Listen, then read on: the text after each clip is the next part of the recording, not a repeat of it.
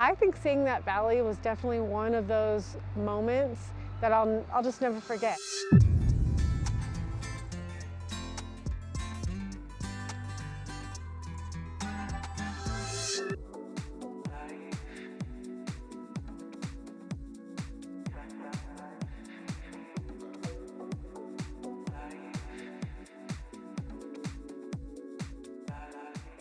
So we chose to go to Salento because we had a few things that we wanted to see that were in that region of Colombia.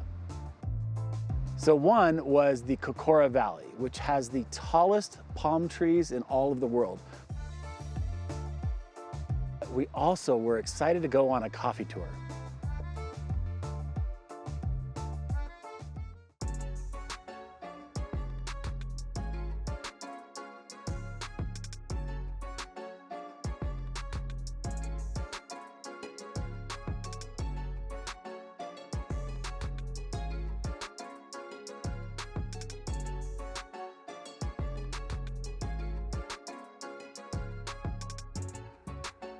We took a taxi to the airport and we flew all the way to Armenia, which is about an hour away from Salento. It's like when we first arrive, you arrive in this cute little mountain town, a very welcoming square with the church in the front. They had a couple roads that had a lot of shopping and things like that, but not too much. It was really just a little small town experience, which we both kind of needed after being in Medellin for a little while. Salento is a backpacker's dream.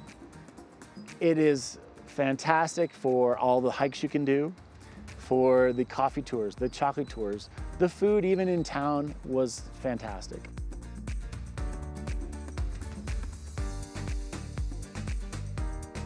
The town was really kind of like had a boutique feel to it, very small town.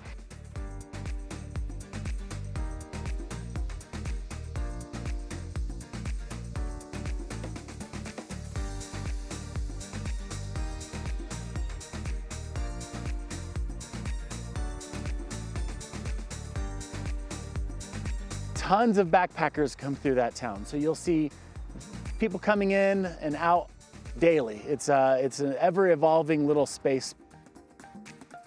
The apartment was really cute. It was a 2-bedroom, and when you walked in the front door, the living room was right there at the opening. Then you walk a little further and then you had a little dining room table. So it was really nice as far as a place to work. We did have a small kitchen to the side, which we did a little bit of cooking, but mostly we ate out because everything was really close. It was right across the street from a bakery that literally had the best pastries I've ever had in my entire life. I now know why that bakery is so busy. They sell crack over there. Am I wrong? No, it's delicious. It's crack. absolutely amazing. It's the best thing I've ever had. We still work full time, so we spent the 2 weeks in Salento, but during the day, most of the days, we have to work. So the Wi-Fi was decent. I would say working from there long term, if you need good Wi-Fi, not the best. But if you're just there for a couple weeks, it's definitely doable. In Centro, just on the other side of the square from the church, there was a little kiosk that they would sell all of your trips to the coffee farms, to a chocolate tour, and to Corora Valley. They have these like kind of sport Jeeps. They will cram as many people as they possibly can into and onto these Jeeps. So you could fit probably 6, maybe 7 people in there, that if, depending. And then on the back, they have a little platform that you can stand on, and then they have a bar across the top so you can hold on for dear life.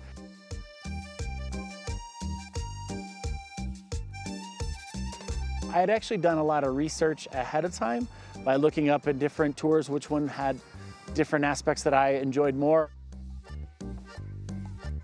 Pick one that was a little bit longer instead of just a quick in and out. That truck takes people from multiple tours. So they'll drop you off at one and they'll drop off another group at another and another group at another.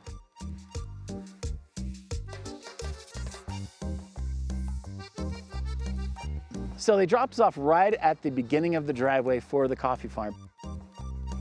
Salento is a part of the coffee triangle, one of the most important parts of Colombia when it comes to coffee production. Welcome to Coffee Tour Lujer. My name is Laura and I'm going to be your guide today. When we first started, they showed us the different types of beans that they use and don't use. And then they also showed us each type of bean in the process.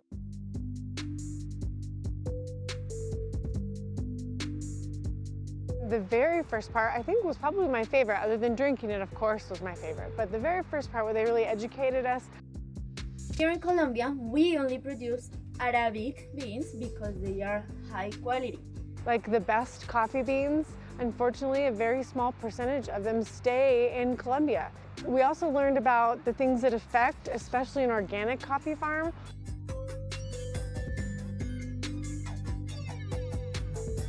You know, it's not easy to get a viable coffee bean. We literally went through every single solitary stage of making the coffee. When we were going to go start to pick the beans, we had to put on some traditional garb.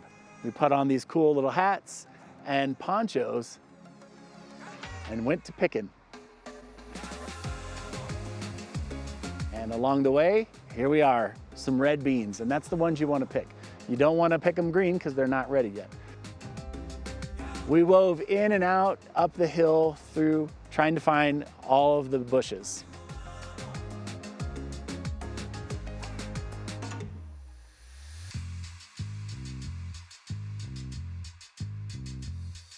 If you have a farm with cocoa and coffee, you are going to produce coffee with chocolate notes. Here that we have lemon, tangerine, orange, pineapple that are citrus fruits, produce coffee with citrus notes. After picking the beans, we went down and then they showed us how they extract the bean from the fruit. The beans, right? So you can see how the shells fall through one side and the beans fall through the other side. We have to pull out the beans, and then after that, we take them over to dry. And they dry them in the sun. So what they have is this platform with different sections with rakes, and they just stir them in the sun throughout the day. We all got a chance to move that rake back and forth a little bit as well, which was kind of fun.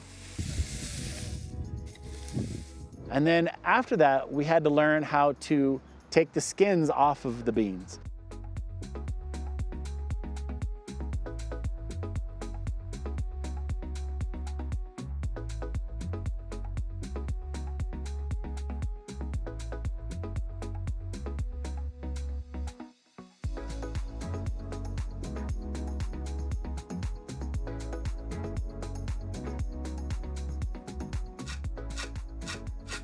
So we had a hand dryer, and then it just basically blew all of the skins off of the seeds. So then we took and roasted them in a pan. Yeah. So coffee has three different shells. 3, 2, 1, go.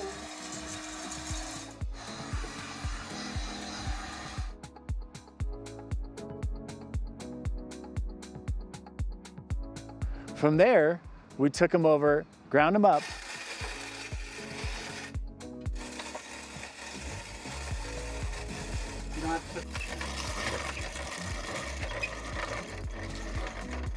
we brewed the coffee right from a cloth filter into a little pot below.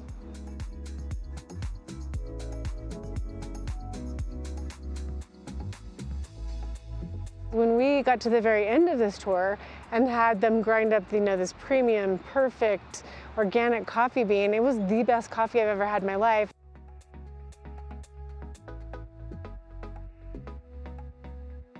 I felt like I needed no sugar at all in that coffee. It was delicious.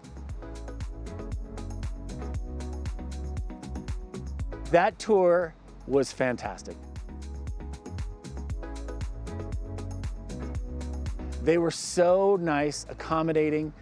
They let me fly the drone around the complex a lot.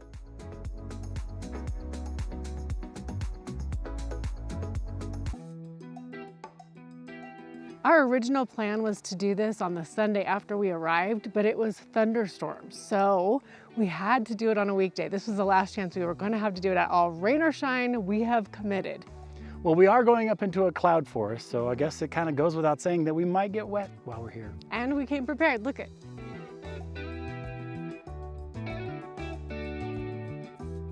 Woo!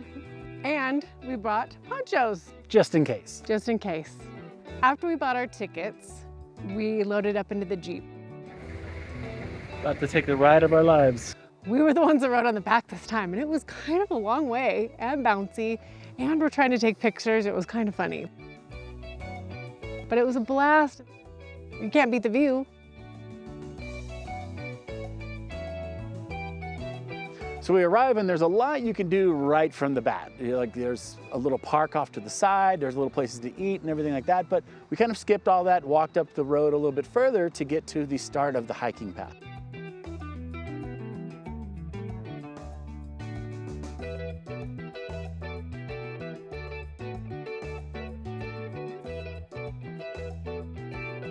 We decided to go up clockwise. Now, we wanted to take the full route to see the hummingbirds, but I'll tell you in a little bit.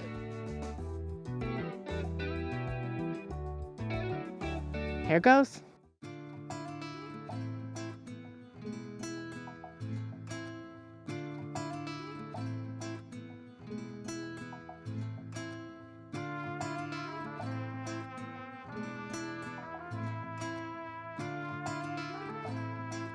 Along the way, we're taking our time, taking lots of videos and pictures because everything is just amazing.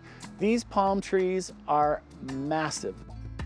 So the wax palm trees can get over 200 feet tall, and they're the largest of their entire species. They're really something to see.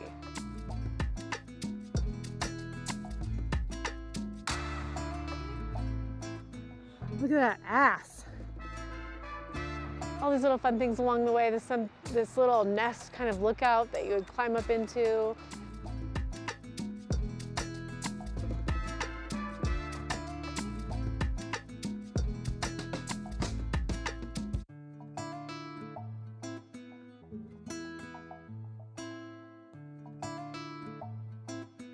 And there was a place where there was this platform that was shaped like a hand.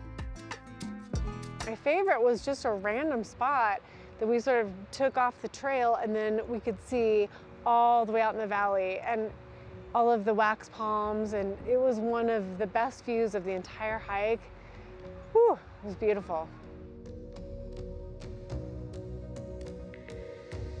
Well, being from the Northwest, we always joke that, like, if you don't like the weather, wait 10 minutes and it'll change. That's kind of how our whole hike was. So we're about 1 hour in, and all of a sudden we're hearing thunder rolling in. It went from like a beautiful early afternoon, maybe late morning, early afternoon we started, to downpour. Started to rain pretty heavy. I mean, we knew it was gonna rain, but I mean, it came down. Which was kind of fun. Snow raining.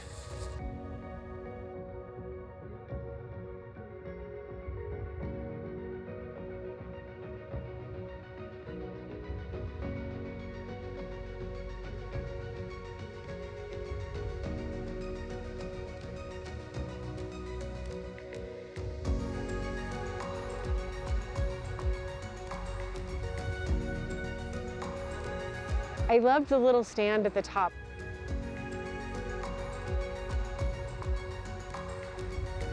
We stopped off, had a little tea, a little snack. So we both had a shot each, and we talked to the guy that actually ran the stand up there.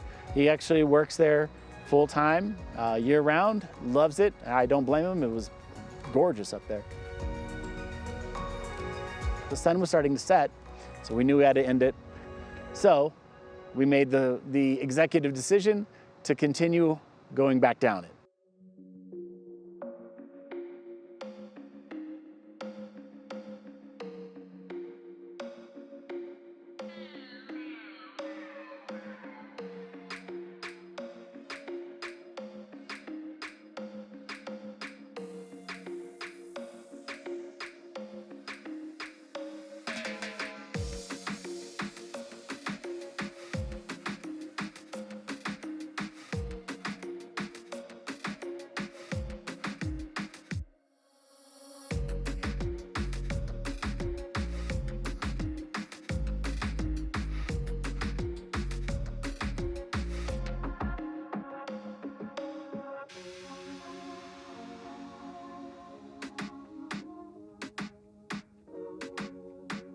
We actually made it to the truck back with a half an hour to spare.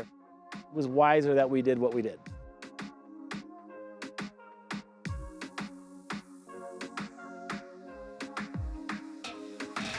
One of the best things about those Jeeps and the ride up and the ride down is you will meet people from all over the world.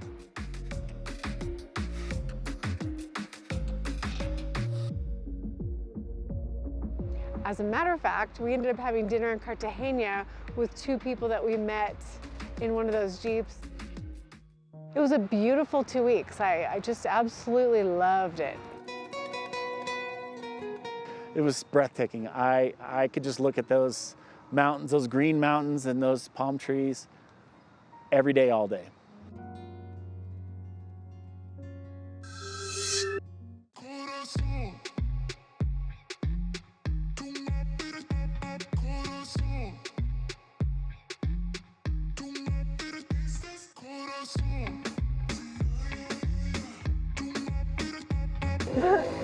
The hike was, how you doing?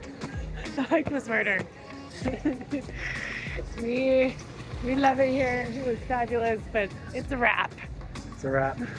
My legs are a wrap. My feet are a wrap. My knee's about to get wrapped. My chafing is a wrap.